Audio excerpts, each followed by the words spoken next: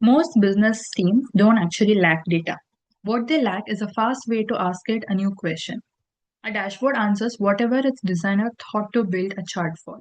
The moment someone asks one layer deeper, that question goes into an analyst's queue instead of getting answered right away. QueryDesk is my attempt at closing that gap. Type a plain English question and get back a real answer computed from a real query against real data. So, why an agent instead of just more dashboard views? Because a dashboard's questions are fixed at design time, whereas an agent writes the query on the spot in response to whatever you actually typed. And here the honest trade-off is that now an untrusted LLM generated SQL is running against a real database, which is why security is the load-bearing part of this project. And here's the flow. A question comes into an ADK agent running Gemini 2.5 Flash. That's this file here, agent.py.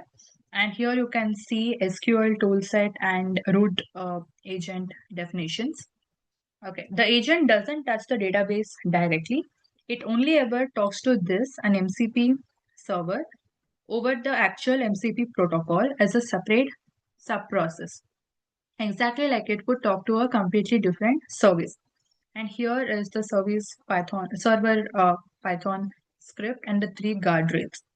Every guardrail lives in this one file, which means we have one choke point.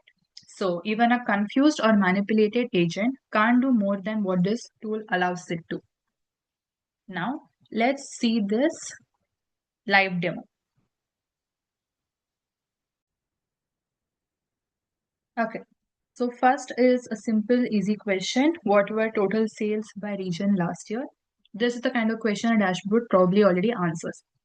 To save time, I've already typed in this question. I did this by first running the agent.py script, the Python script. And I asked it what were total sales by region last year. And as you can see, it says West had over $250,000, East had about $213,000, followed by Central and South with much less values. And it has also saved a chart of sales by region. Okay.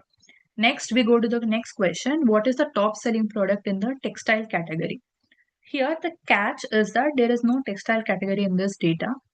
And that's what it says here. It says that it's sorry, but there is no textile category in the sales database. And it also lists the available categories that are in the database like furniture, office supplies, and technology. Okay, so this was the live demo.